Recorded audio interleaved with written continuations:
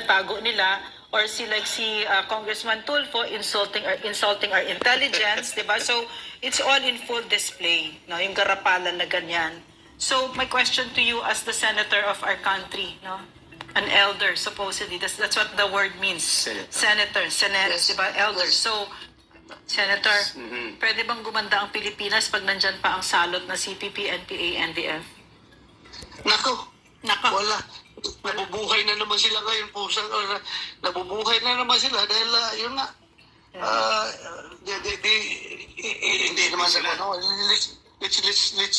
Let's take it, magpangkahan na lang tayo. The way I see it, nagagamit sila ngayon. Yes. Ginamit sila. Yes. Ginamit sila. So, reciprocal gamitan na naman ng NPA pa. Si PP pa magpapaisa, hindi rin magpapaisa. Pag ginamit mo kami, gamitin rin namin kayo. Ganun yan. So paano? Nakalusot na naman yung mga yung mga batas na pro-NPA na batas. Kita mo yung mga anti-backwit law nila, nakalusot na naman. Kaya pagdating sa Senado talagang hindi ko yung panlusutin. Salamat. Harangin ko yung anti-backwit law nila. Thank you. Ay, naku. Tingnan mo, siya, nakalusot ka agad eh. Ay, naku. Kalusutin ninyo yan, yung klaseng batas. May isa pa, sir, na pinalusot nila yung ang pangalan ay maganda pero ang laman ay nakakabahala. Yes. Yung Human Rights Defenders Bill, yun pala ay NPA Defenders Bill ito at para sa Communist Party Underground Operation.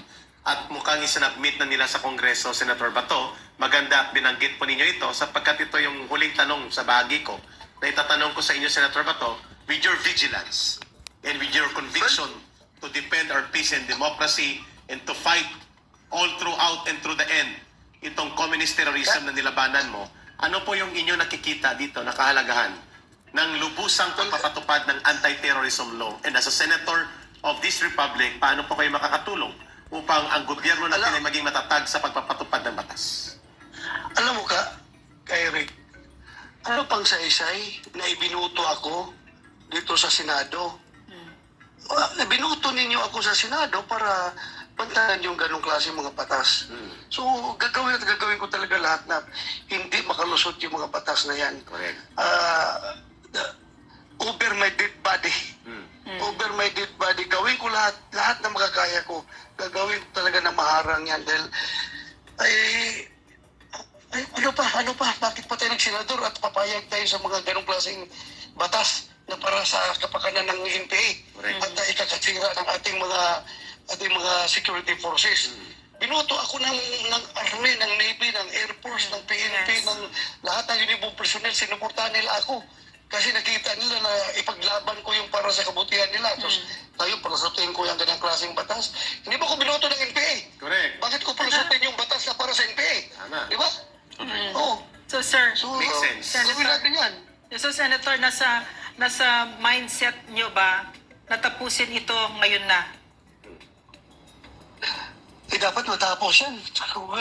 But then again, alam mo, limited lang yung powers natin na being with the legislature. Hindi, wala man tayo sa executive branch of government. Nasa executive branch man talaga yung lahat ng action dapat. Kami dito, hanggang legislation lang kami at oversight functions. So, dapat nga magkaisa ang gobyerno. Yan talaga pinakmahalaga dyan.